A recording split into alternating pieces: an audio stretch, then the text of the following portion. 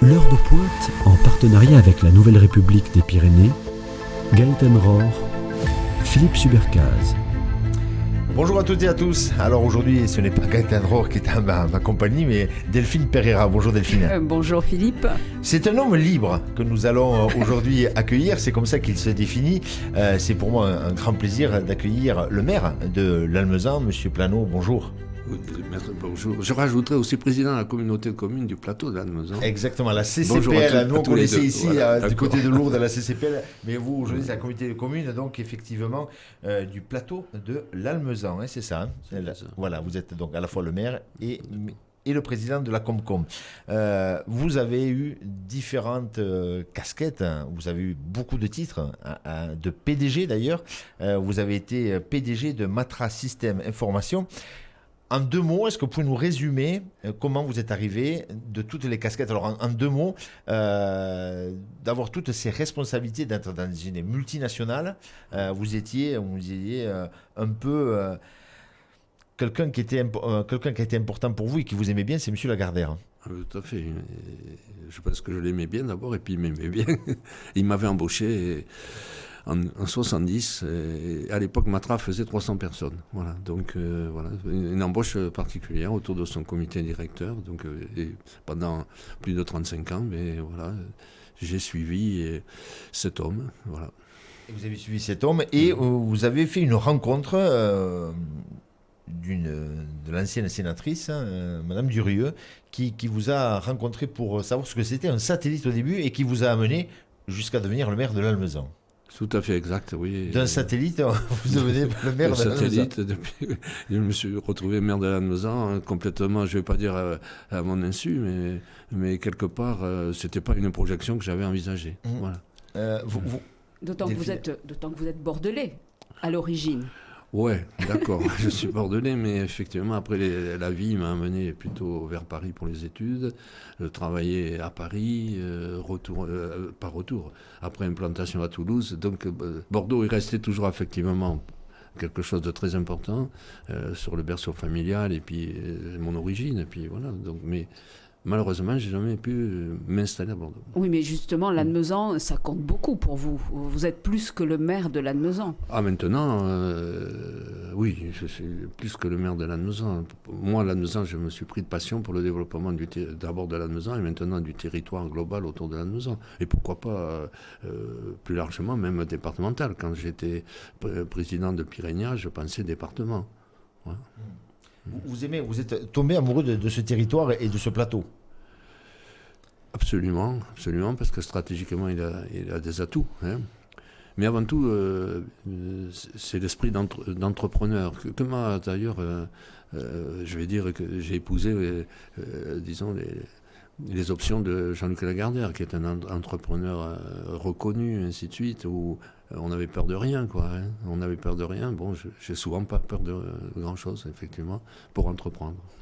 Quand on vous propose de vous présenter aux élections municipales en 2001 sur le plateau de l'Almezan, et dans la commune de l'Almezan, elle ne se porte pas bien, la commune. Péchinépart, du chômage, de l'inquiétude.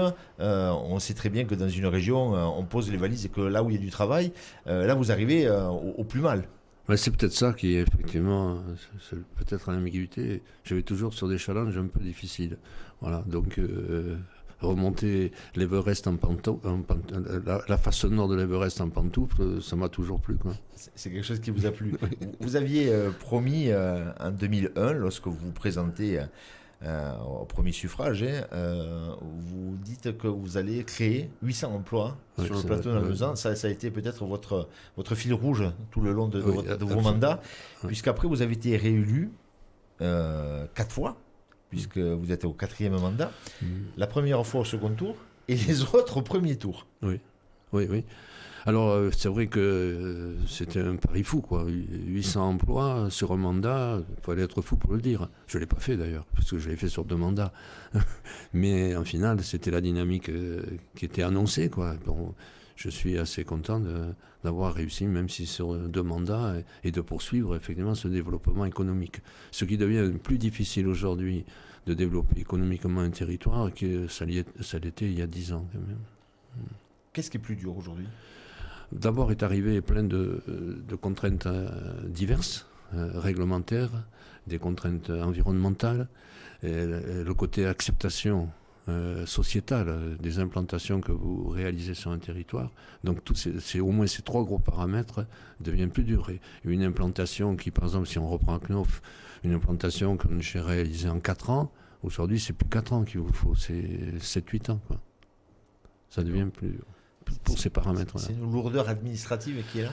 Pas qu'administrative, j'ai parlé aussi de l'acceptation sociétale de l'implantation industrielle aujourd'hui. Vous êtes obligé vraiment de tenir compte de l'acceptation sociétale pour qu'une entreprise puisse, si elle a une dimension écologique, si elle a une dimension industrielle forte, vous êtes obligé de tenir compte de cela, oui. Depuis votre élection, le tissu industriel, il a fleuri. On ne peut pas dire le contraire. Il y a Prugent, il y a Knof, Arkema, PSI, il y a beaucoup d'entreprises qui se sont installées. Et justement, le terrain de Péchinet, qui était laissé à l'abandon un petit peu, je crois que vous en avez fait quelque chose de pas mal et que vous prévoyez... Je vais en faire quelque chose. Voilà. J'espère. Oui, si vous voulez, au départ, le développement...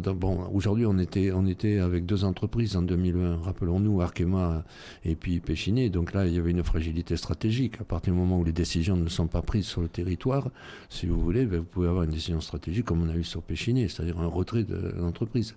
Donc le guide du développement, pour moi, c'était avant tout de retrouver une résilience stratégique sur le territoire avec des décideurs au plus proche du territoire. Donc c'est effectivement l'implantation de Prugent, par exemple, ou de Mécamon, ou de FTech, puisque maintenant on est assis sur une dizaine d'entreprises majeures qui sont entre 5 PSI aussi, 50 employés jusqu'à 250 pour Knof, si vous voulez. Knof, je ne vais pas dire qu'on a la primauté de la décision stratégique, parce qu'elle est en Allemagne quand même, mais on a effectivement tous les atouts pour pouvoir aussi faire valoir cette présence stratégique. Donc c'est arriver à retrouver d'abord une diversité d'activités, ce qui est très important, et viser sur... aujourd'hui, on a quand même une dizaine d'entreprises qui sont dans des secteurs divers, donc on est moins sensible aux variations économiques et stratégiques. Voilà. Donc on est plus solide, voilà. Le territoire est plus solide. Donc, et ce développement, il a été fait par implantation. C'est-à-dire que c'est des industriels qu'en final, vous amenez sur le territoire parce que vous avez des atouts sur le territoire. Ce sont des atouts divers, de l'énergie, des atouts de mobilité, la proximité de l'autoroute, ainsi de suite. C'est ça que vous faites valoir à ce moment-là.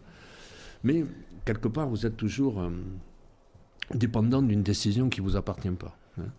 Donc, ces derniers temps, puisque vous parlez des terrains de Péchinet, dont j'ai fait l'acquisition, et quand l'acquisition n'a pas été, innée pour Péchinet, puisque Péchinet, un jour, je reçois une lettre, alors que je visais ce terrain, me disant que j'avais installé une 50aine d'hectares de photovoltaïque dessus. Donc, j'ai pris tout de suite mon téléphone au signataire de la lettre pour lui dire non, ça j'en veux pas, ça crée aucun emploi, ça va créer de l'énergie certes, mais c'est pas ce que je cherche sur ce territoire. Et je lui dis vous m'attendez, lundi matin je serai dans votre bureau pour vous présenter moi ce que je désire faire de ces 50 hectares. Et donc je suis arrivé avec un plan qui était un plan, une idée de développement basé sur les énergies renouvelables, mais pas que photovoltaïque. Il y en aura, mais pas que photovoltaïque. Et donc, j'ai gagné la partie. D'ailleurs, à la fin de la réunion, il me dit, moi j'ai 40 sites comme ça en Europe. Est-ce que vous ne pourriez pas être le chef de projet des 40 sites pour essayer de les animer de cette façon? Donc j'ai dit, ça me suffira avec le mien, c'est bon. Et là, l'idée, c'est d'installer des activités qui sont ancrées au territoire, qu'on ne va pas vous délocaliser. C'est-à-dire que partir des minerais du territoire. Alors qu'est-ce que c'est un minerai? C'est un minerai agricole, c'est un minerai parce que vous avez du vent, parce que vous avez, alors le vent, on va s'en éloigner, du soleil, vous avez de l'eau, ainsi de suite. Donc qu'est-ce qu'on peut faire avec les produits qui sont sur votre territoire? Et donc qui seront délocalisables. Donc c'est comme ça que je suis parti sur la cogénération bois en particulier, la filière bois, où là effectivement j'ai eu aussi des avatars quand même qui me sont arrivés sur la filière bois, qui sont injustifiés, mais je ne reviendrai pas dessus. C'est quoi la filière bois? La filière bois, c'était partir de notre massif hêtre, du bois hêtre, pour pouvoir constituer une activité de produits, disons, qui rentrerait dans la construction des bâtiments, ainsi de suite. Donc après ce projet, c'était le projet Florian. Donc ce projet Florian, Florian, à un moment donné, a jeté l'éponge parce qu'il y avait une contestation, disons, par une association qui s'appelle Touche pas à ma forêt, une contestation. Et on cueille sur la quantité du bois à cueillir pour pouvoir faire vivre cette société. Bon, tout à fait injustifié, et ça, c'est tombé. Mais je n'ai pas de regret, parce que les hectares qu'aurait pris de Syrie, je vais en avoir besoin, et j'en ai besoin pour faire de l'hydrogène. Donc pour revenir sur ça... c'est votre dernier bébé, ça. Oui, c'est mon dernier bébé. Donc... Aujourd'hui, c'est partir, je prends l'hydrogène. Vous partez de quoi? De l'eau. On a de l'eau bien sûr sur notre territoire. Mais il faut de l'électricité. Il faut de l'électricité, voilà, donc tout est lié. Et vous avez du carbone après. Si vous avez de l'hydrogène, quand vous faites de l'électrolyse, vous avez de l'oxygène. Donc l'oxygène est très précieux aussi dans le développement économique. Et l'hydrogène, si vous avez du carbone, vous faites ce qu'on appelle du SAF, c'est-à-dire du Sustainable Aviation Fuel, avec une combinaison carbone. Là, c'est l'ingénieur qui parle. Oui. Carbone-hydrogène, selon la formule Fischer-Tropsch, très connue. C'était des savants allemands qui sont à l'origine d'ailleurs de tout le carburant, à 70% du carburant allemand pendant la guerre, la dernière guerre, ils faisaient leur carburant de cette façon. Donc on ne réinvente pas. Non.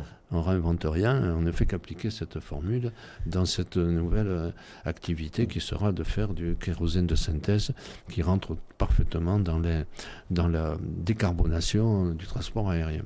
Ouais. D'accord, parce que vous pensez que dans le futur, nos avions n'auront plus le carburant fossile d'aujourd'hui, mais ils auront de l'hydrogène? Non, à mon avis, dans les avions, il y aura 3 classes d'avions.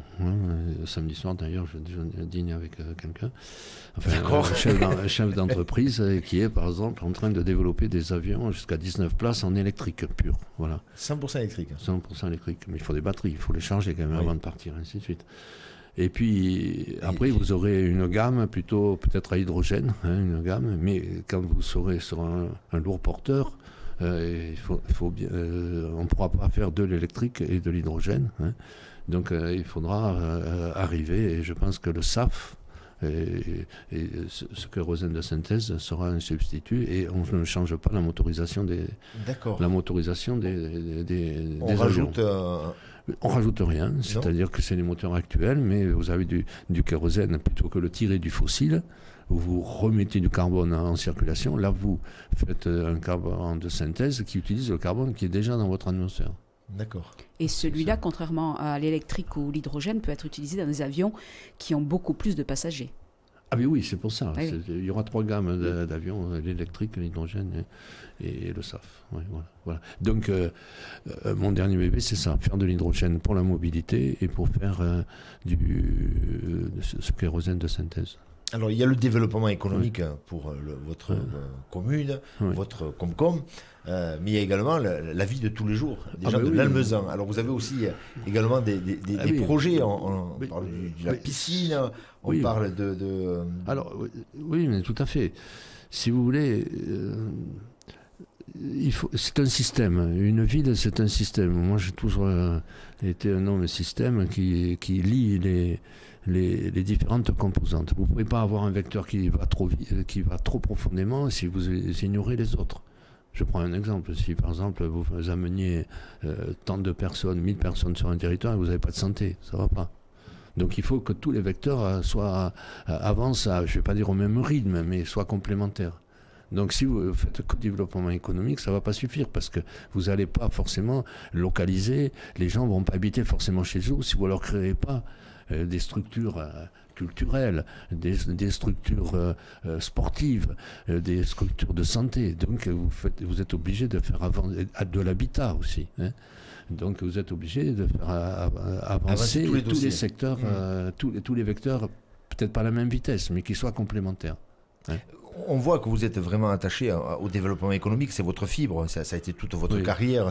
Est-ce que c'est plus difficile pour vous de porter des projets plus terre à terre sur la réfection d'une piscine, la salle des fêtes, les halles, le cinéma? Non, ce qui est difficile, c'est les financements, c'est pas la pensée. Hein. La pensée, vous l'avez prise. La pensée, il n'y a aucun succès, il n'y a aucun souci. C'est les financements, quoi. C'est les financements. Donc, j'arrive dans une période, après un redressement systématique de nos finances, aussi bien en communauté de communes, qui a toujours été bonne financièrement, mais de la vie de la maison, avoir la capacité d'investir. Donc c'est le bon moment aujourd'hui pour nous, et c'est pour ça que vous voyez effectivement émerger pas mal d'infrastructures sur Lannemezan, comme la médiathèque, on n'en parle pas, mais qui était au niveau culturel important, le cinéma aussi, qui va compléter le panel culturel, le centre aquatique, qui lui va apporter tout l'aspect ludique, loisir et sportif. Mais derrière, j'ai d'autres idées. C'est créer à côté tout un centre de loisirs, d'activités plein air, ainsi de suite, où on trouvera pour faire l'exercice du vélo, l'exercice du jogging, l'exercice du tir à l'arc, ainsi de suite, de faire avoir un complexe en entrée de ville qui ne soit pas que le centre aquatique.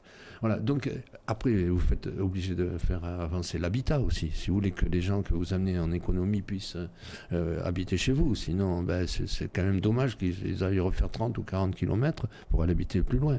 Donc ça, c'est un volet on a eu beaucoup de réalisations, et aujourd'hui, c'est un peu un volet qui est un peu en panne, l'habitat aujourd'hui. Je tiens à le dire, est un peu en panne par rapport, bien sûr, au climat des prêts, des emprunts, la hausse des matériaux, tout ça. Donc il y a quand même un vent frileux qui est sur l'habitat. Aussi, vous devez avoir aussi des hôtels, par exemple. C'est aussi un volet qui est difficile, que j'ai des difficultés à remplir. Donc tout n'est pas rose non plus. Il y a beaucoup de choses qui se font, si vous voulez. Et mon développement, c'est justement de faire marcher ces vecteurs de façon à une vitesse assez identique, quoi. Et justement, il y a quelque chose de très important, justement, pour faire vivre cet écosystème, c'est la santé, c'est le volet santé. santé. Oui, je l'avais oublié. Vous avez l'hôpital de Lannemezan, qui est très connu, mais vous avez aussi d'autres projets sur des maisons de santé et tout ce qui est inhérent. Alors, la santé, c'est quand même un volet très, très difficile, quand même, parce que d'abord, il faut faire venir des médecins. Faire venir des médecins, ça fait partie de cette attractivité. Bien sûr, vous ne ferez pas venir de médecins si vous n'avez pas forcément une offre culturelle, ainsi de suite, une offre habitat, une offre de loisirs. Voilà, donc c'est pour ça que tout est important.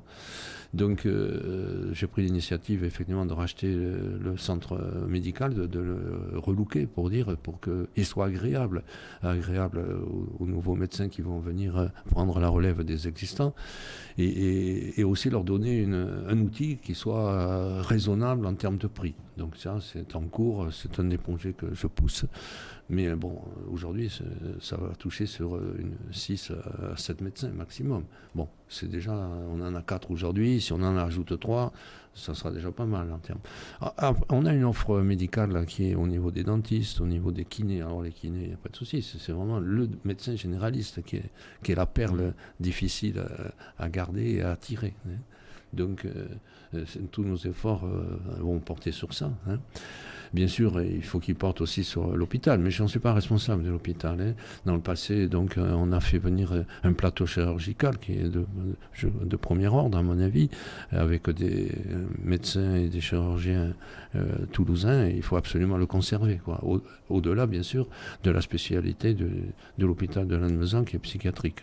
Voilà, la santé, vous avez raison. Donc, il y a des initiatives privées, si vous voulez, aussi, qui sont en cours, autour plutôt du paramédical, kiné, ainsi de suite, qui sont en cours, que je supporte. Voilà, c'est tout cet ensemble-là qu'il faut regarder.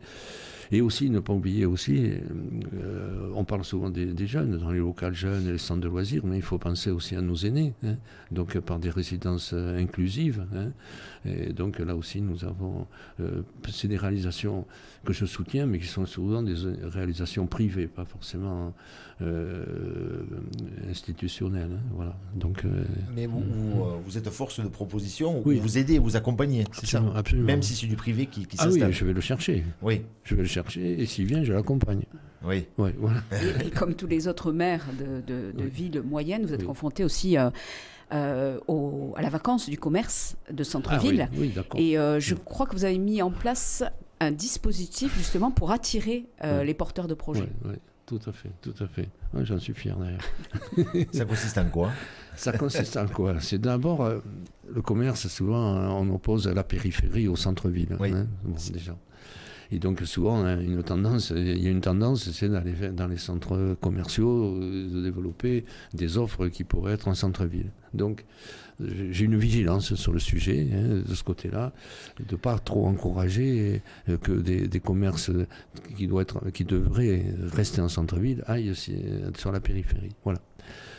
Ça ne veut pas dire que la périphérie est négligée. On a un centre commercial. Quand je suis arrivé, il n'y avait pas du tout de zone commerciale. Donc c'est moi qui l'ai constitué et qui a pris racine à partir de 2007 avec le transfert à l'époque d'un champion qui est devenu maintenant un Carrefour Market. Et autour, c'est greffé une vingtaine d'enseignes qui portent pas préjudice au centre-ville. Et cela dit, le centre-ville, il est fait souvent d'indépendants, pas de grandes marques. Donc il faut les encourager, ces indépendants, à s'implanter. Et comment les implanter? Donc, bien sûr, c'est pas agréable pour un maire de passer dans sa rue et de voir que les boutiques sont pas utilisées, ainsi de suite. Donc, à un moment donné, vous faites un certain effort. Vous allez mettre l'office de tourisme, vous allez mettre ça, mais quand même, il reste toujours des boutiques un peu vides. Donc j'ai pris une initiative qui s'appelle ici Mon commerce sur un plateau. Ça consiste à quoi? Donc j'ai mis un manager de centre-ville qui fait le tour, qui analyse les initiatives, qui va chercher aussi ce qu'on peut implanter. Et nous, on paye, on accompagne toutes les formalités et pendant 3 mois, on paye le loyer. Donc on fait une aide au loyer. Et aujourd'hui, on a une réussite sur 10 commerces. Voilà. Qui se sont implantés, et il y en a, le 10e va s'implanter au mois de septembre. C'est une poissonnerie. Ramener une poissonnerie en centre-ville, vous voyez, c'est quand même... Il faut dire que la personne qui va tenir, je pense, c'est une personne d'excellence, qui va tenir cette poissonnerie et bar à huîtres. Et qu'est-ce qu'on a pu implanter? Une chocolaterie. On a implanté une activité pour les mamans, pour la maternité, du service, du chocolat, bientôt un restaurant, un sushi, et ainsi de suite. Vous voyez, donc 10 commerces en centre-ville, ça vous change la vie déjà. Voilà. Oui. Donc je voudrais continuer. Donc ça s'appelle effectivement ici Mon commerce sur un plateau, cette action. Ouais. Quel est votre projet phare aujourd'hui, quelque part, sur le plateau, que vous voudriez voir peut-être avant de terminer Moi Oui. Ah, il faut que je me représente pour ça. Alors, on vous posera la question, parce que petit à petit, on est à 2 ans, un peu moins de 2 ans des élections municipales.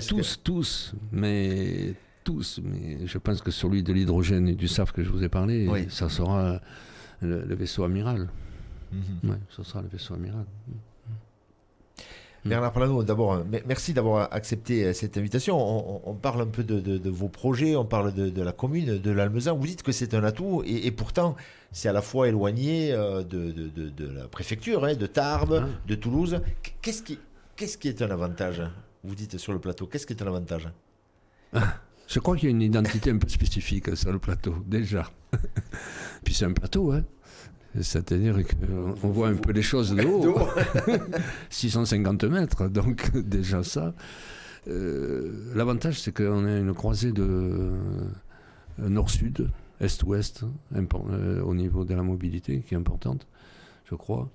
On a des possibilités de développement industriel et économique en sortie d'autoroute. Je pense que ça, c'est remarquable, parce que vous regardez le long de l'autoroute Toulouse-Bayonne, vous avez pas forcément cette capacité. Vous avez presque 2 sorties, quelque part, 4 vers les Oui, c'est ça. Vous n'avez pas cette... Même lac. Il faut faire 15 km quand vous sortez pour aller sur les usines de lac. Nous, vous faites 300 mètres. On a un plateau remarquable pour les implantations industrielles. Je veux dire. Voilà, je pense que vous me posez la question, quels étaient nos atouts stratégiques? Oui, un peu. parce que vous parlez de cet axe Pau, Lac, Pau, Toulouse. Oui. Alors, vous avez le regard, effectivement, vers la préfecture de Tarbes. Moi, je ne néglige pas la préfecture de Tarbes, je ne néglige pas Tarbes, quasiment. Mais peut-être que notre atout, c'est d'être plus près de Toulouse à 120 km, si vous voulez. Et il y a quand même un regard toujours porté. 120 km est plus porteur que 30 km vers Tarbes. Je pense, oui, je pense. Et puis Saint-Gaudens qui est pas loin. D'ailleurs, ce qu'on appelle le territoire d'industrie, vous savez, le territoire d'industrie, c'est un territoire d'industrie, Lannemezan, Saint-Gaudens. Voilà. Donc, je veux pas, quand je dis ça, je ne veux pas me fâcher avec Tarbes, pas du tout, c'est pas ça. Mais on a plus un regard, je pense, pour le développement vers Toulouse, on vient plus facilement de Toulouse vers Lannemezan pour s'implanter. Voilà. Je pense qu'on a une proximité vers la Haute-Garonne qui est importante, quoi. Avec l'aérospatiale. Oui, beaucoup. Oui, l'aérospatiale et même les promoteurs, ainsi de suite. Oui. Je pense. L'aérospatiale et Internet, parce que pour la petite anecdote, il me semble avoir entendu quelque part lors d'une conférence de presse que vous êtes l'un des premiers à avoir une adresse Google. Une adresse mail. La mienne? Oui. Oh, mais ça fait depuis le début, ça. J'ai toujours été gmail.com. Oui. Non, c'est vrai que j'ai une adoration un peu sur les initiatives. J'espère qu'il faudrait qu'il y en ait en France un peu plus sur la vitalité américaine sur le traitement de l'information. Et pourquoi pas lui trouver une place sur le plateau de Lannemezan à ce moment-là? Pas facile, ça. Parce que ça veut dire que vous amenez des spécialistes du développement industriel, du développement informatique. Et ça veut dire que c'est un monde spécial que je connais bien. Franchement, je le connais bien. Et donc, il faut leur offrir des atouts d'attractivité qu'on n'a peut-être pas forcément. Donc, c'est pas facile, honnêtement. Mais bon, pourquoi pas. J'espère pouvoir avoir un gros data center, d'ailleurs, parce qu'il y a ce projet, on parlait de l'industrie certes, mais aussi le CM10, vous savez que je recherche au niveau du plateau de Lannemezan. On a lancé un appel à manifestation d'intérêt sur les 18 hectares du CM10, qui est une friche industrielle, militaire que j'avais acheté en 2007. Et le CM10, pour les gens qui... C'est centre mobilisateur numéro 10 à l'époque. Vous arriviez en civil, vous ressortiez en militaire avec un char. D'accord. C'était un centre mobilisateur, un centre d'équipement de l'armée qui a fermé ses portes. Moi, je ne l'ai jamais vu ouvert. Il a dû fermer ses portes en 2000 à peu près, quelque chose comme ça. Mais il y avait 250 personnes qui travaillaient là, quand même. D'accord. Ah oui, vous aviez les stocks de chars, d'armes, ainsi de suite, tout ça. Donc voilà, c'était mobilisateur, c'est-à-dire on mobilisait les armées. Et donc quand vous êtes arrivé, c'était devenu une friche. C'était déjà une friche, oui. C'était déjà une friche. Donc c'est pas facile, pour même une friche comme ça, vous en faites l'acquisition, comment vous la rénovez. Après, il y a des bâtiments, il y a 8 gros bâtiments qui sont dégradés en qualité, qui se sont dégradés avec le fil du temps, qui ont été occupés par des chauves-souris pour l'un ou deux. Donc quand vous avez déjà ça au niveau écologique, vous voyez tout de suite le tableau. On n'y touche pas. Oui, il faut trouver des parades. Non, pas facile.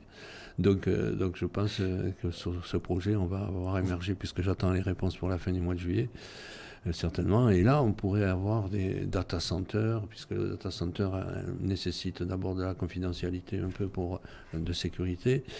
Il faut de l'énergie aussi. Et donc, on peut penser à votre idée, effectivement, de localiser des activités de traitement d'information. C'est un projet qui il ne dépend pas que de moi. Là. Oui. Non, là, il faut les convaincre. Oui, il faut convaincre. Il faut les convaincre. Est-ce que vous pouvez dire aujourd'hui, on en parlait là à l'instant, est-ce que vous trouvez que l'écologie est devenue un frein au développement économique? On dirait que lorsqu'on parle de développement économique, c'est un gros mot pour l'écologie. Non, il faut qu'elle soit pas dogmatique. Dans les deux sens. Oui, il ne faut pas qu'elle soit dogmatique. Je pense que c'est l'intérêt pour les civilisations, enfin les futures générations. Il faut veiller. Moi, je suis fils de paysan, hein, donc et de l'entre-deux-mer à Bordeaux, et je peux vous dire que j'étais désolé quand, par exemple, au bec d'Ambès, je ne sais pas si vous connaissez le bec d'Ambès, on faisait du béton à tout va, à lieu et place des marais qu'il y avait, qui étaient une ressource importante pour la chasse, ainsi de suite. Donc moi, je suis très vigilant à ça. Par exemple, en photovoltaïque, vous ne me verrez pas jamais proposer un projet qui ira à l'encontre du développement, à l'encontre de la valeur nourricière d'une terre. D'accord. C'est-à-dire, on ne peut pas sacrifier une terre que pour faire le jamais, moi, mes propositions de photovoltaïque sont soit sur des terres que vous ne pouvez plus utiliser parce qu'elles ont été polluées, parce que vous avez vous avez des lagunages à chaud, des choses comme ceci, et des grandes, sur des toitures importantes. Voilà, moi, je ne sacrifierai pas de terres agraires sur le sujet, sauf à trouver un compromis entre l'agriculture et l'énergie. Hein. Mais cela dit, voilà. Par exemple, j'ai un projet aussi de serre photovoltaïque, par exemple, où on va allier effectivement la production énergétique sur un terrain qui n'avait pas de très grosse qualité, et on va faire du maraîchage, du biomaraîchage dessous. Voilà. Donc moi, je suis pas... je pense qu'il faut trouver le bon compromis entre l'écologie et l'économique, hein, et l'industrie. Et c'est possible. Il ne faut pas les opposer. Il ne faut pas les opposer. Mais il ne faut pas que l'un soit trop dogmatique par rapport à l'autre. Je crois qu'il faut combiner. On a besoin d'économie, hein, et on a besoin de conserver notre territoire, je ne vais pas dire vierge, mais respectueux de l'écologie. Mais voilà, c'est un problème. Et aujourd'hui, souvent, comme partout, aujourd'hui, on est trop dans les extrêmes. Voilà, on est trop dans les extrêmes, et il faut savoir combiner ce compromis. Le temps passe vite, Monsieur Plano. Pyrénia, 2 mots sur Pyrénia. Vous en avez eu la présidence pendant quelques années. Oui. Qu'est-ce que ça représente comme projet pour vous ? On a de plus en plus d'avions qui viennent se stationner là. Oui, s'il reste que pour se stationner, c'est pas très bon. Hein. C'est pas forcément une dynamique, quoi. Moi, ce que je pense, c'est que j'ai toujours poussé Tarmac. Alors, je ne vais pas revenir sur le passé, mais quand j'étais chez ADS, je suis à l'origine de Tarmac en 2004, avec une rencontre avec Noël Forgeard de l'époque. Voilà. Donc, mais j'étais pas en charge de Pyrénia à ce moment-là. Hein. Voilà. Donc, il faut absolument apporter de la valeur ajoutée. La valeur ajoutée, soit de la déconstruction, parce que c'est de la valeur ajoutée, par le fait que vous récupérez des pièces, ainsi de suite, et puis il y a de la main-d'œuvre qui agit, et puis vous récupérez de la matière. Soit vous faites de la maintenance, hein, donc je pense que quand même c'est un créneau qu'a pris Tarmac, hein, en particulier. Et voilà, la maintenance est importante. Le stockage pour le stockage, c'est bien parce que ça fait du chiffre d'affaires, si vous voulez. Hein, mais ça ne fait pas forcément de la plus-value au niveau du personnel, au niveau de la main-d'œuvre, ainsi de suite. Voilà. Moi, j'avais poussé un projet qui me tenait à cœur à cette époque-là, d'ailleurs, avec le Weller, qui était le directeur général de Tarmac, on y a beaucoup plu, avec aussi Airbus, qu'on a visité plein de fois. Bon. Et je pense qu'on était dans le fil droit de ce qu'il faudrait faire. Sur l'A380 en particulier, les A380, qui est un magnifique avion, hein, en particulier, actuellement, bien sûr, sa motorisation, elle n'est pas conforme, il faudrait refaire sa motorisation. Bon, Airbus a préféré abandonner cette filière. Je ne sais pas si c'est pas une erreur, mais enfin, peu importe. Hein. C'est vrai que c'est pas moi qui fais la stratégie d'Airbus, hein.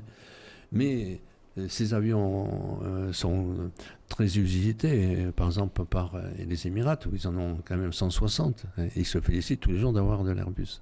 Et donc notre idée, c'était de refurbicher ces Airbus A380 sur la plateforme de Tarmac pour les remettre à un usage plus conforme peut-être à leur constitution. Donc dans le fret, ainsi de suite. Voilà. Et donc, voilà, ça, c'est le genre de projet que effectivement, j'aurais bien aimé pousser. Oui. Ouais, voilà. Il y en aura d'autres.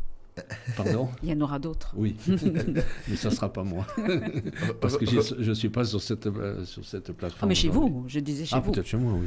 On met tout au MC10, c'est ça? Ouais, on met tout au CM10. On met tout au CM10. C'est pas trop facile. Revenons, vous avez la chance d'avoir un hôpital Oui. qui a une spécificité, l'hôpital psychiatrique. Oui. Quel regard vous portez, vous, aujourd'hui, sur cette volonté de voir un hôpital unique dans le département avec la fermeture des hôpitaux de proximité?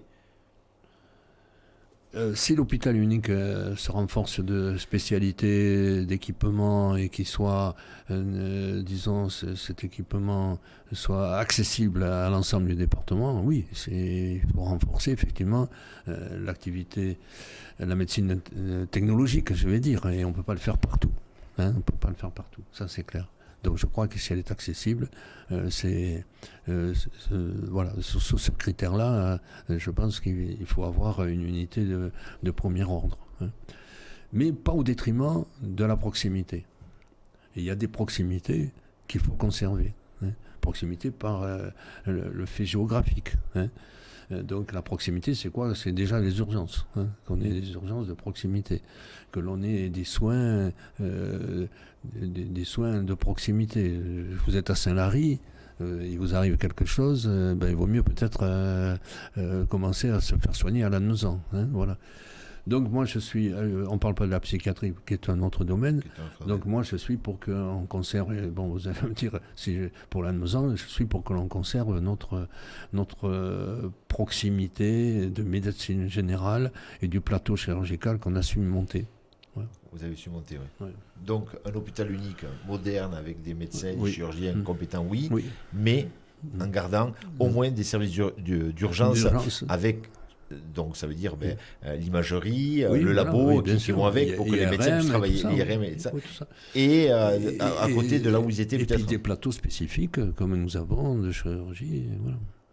Parce qu'aujourd'hui, il est vrai que des chirurgiens de Toulouse viennent opérer à Lannemezan. Absolument, oui. Oui, ça a été une démarche qu'on a lancée en 2010. Et il faut rendre à Madame Durieux, un peu à moi aussi, mais à Madame Durieux, cette initiative. Comment se porte d'ailleurs la psychiatrie l'hôpital psychiatrique? On dit souvent que la psychiatrie est le parent pauvre de la santé. Comment ça se porte à l'hôpital? Je suis un peu gêné pour vous répondre parce que je ne sais pas. Bon, je pense qu'on a une psychiatrie de qualité. Bien sûr, elle est souvent controversée. Mais c'est des théories différentes qui peuvent s'opposer au traitement de la psychiatrie. Je ne suis pas un grand spécialiste de ça.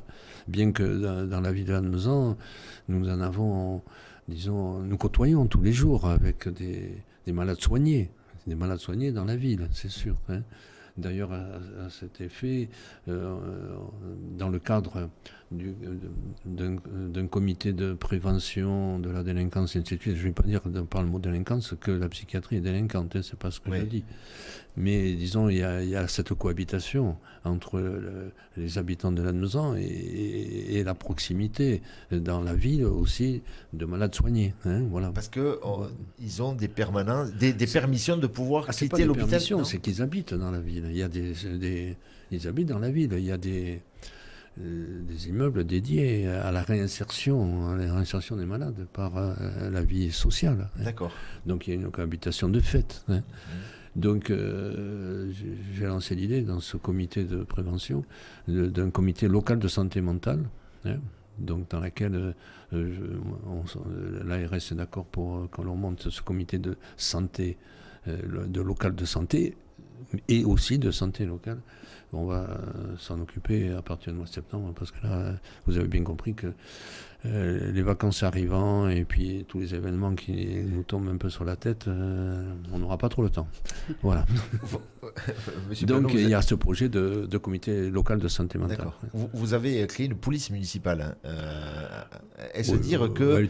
Elle existait, je l'ai renforcée. Vous l'avez renforcée. Est-ce dire que... J'ai renforcé avec Lannemezan, qui est quand même... une commune assez rurale, oui. Il y en avait besoin. Il y a une délinquance. Non, mais une police municipale, d'abord, il ne faut pas la voir que sous l'aspect délinquance. Il faut la voir aussi sur l'aspect du soutien qu'elle apporte à la population, et souvent la population vieillissante. Donc aller vers les personnes âgées pour voir s'ils vont bien, tout ça. Il y a une prévention de fait. Donc ça, c'est important aussi. Il y a cette fonction. Après, bien sûr, vous savez, la délinquance automobile, ça existe. Je ne vous fais pas un dessin, c'est pas qu'à la maison. Donc il faut bien la combattre. Que ce soit par le stationnement, la vitesse excessive, des abus de comportement. Donc on est bien obligé de réagir sur ça. Après, il y a la délinquance des biens sur les biens, ou sur les personnes. Donc sur les biens, on a des faits de délinquance, certes, mais qui ne sont pas forcément d'origine lannemezanaise. Il y a beaucoup de l'importation. Vous avez aussi une gendarmerie. On a une gendarmerie avec qui il y a une coopération très importante. Donc on a une délinquance, oui, qui n'est pas supérieure au reste. On a des bons ratios dans la gendarmerie et la police municipale coopèrent. Donc on a beaucoup de délinquance. On a de la délinquance importée et surtout de la casse, quoi. Importée d'où ? Dans l'environnement toulousain, voilà, on a cette. Il y a des raids de temps en temps qui nous arrivent, d'accord. Bon, ça arrive pas trop souvent, mais ça existe. Mais tout est varié. Qu'est-ce que c'est la délinquance ? C'est les graffitis là au moment d'une manifestation pour la prison. C'est des gens c'est le collégien qui va vous casser quelque chose dans le gymnase. C'est divers tous les jours. J'ai des incidents de ce type, si vous voulez, qui coûtent beaucoup d'argent. Même si on ne parle pas de délinquance, par exemple, la manifestation des agriculteurs que je respecte. Mais est-ce qu'on a pris conscience que la dernière manifestation nous a coûté 50 000 € à la collectivité parce que tous les détritus, ils ont été au détriment, c'est la commune qui les a sortis. Et j'ai pas de subvention pour ça. Voilà. Les graffitis là, de la dernière manifestation, c'est 20 000 €. Voilà. Des dégradations au gymnase, comme ça fortuite, dans l'année, c'est 30 à 40 000 €. D'accord. Vous voyez ? Donc, voilà. Alors, bien sûr, on s'est doté d'un... C'est dommage d'en arriver là, mais c'est comme ça. On s'est doté d'un système de vidéoprotection, quoi. Je n'ai pas dit surveillance, protection.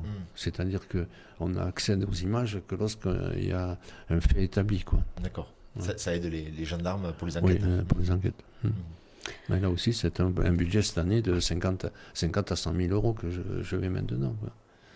Peut-être un peu rapidement, avant de terminer, la situation politique nationale, est-ce que c'est quelque chose qui vous inquiète ? Parce que le week-end prochain, on va faire le premier tour des législatives, après la dissolution, et puis cette période d'incertitude, comment vous la vivez ?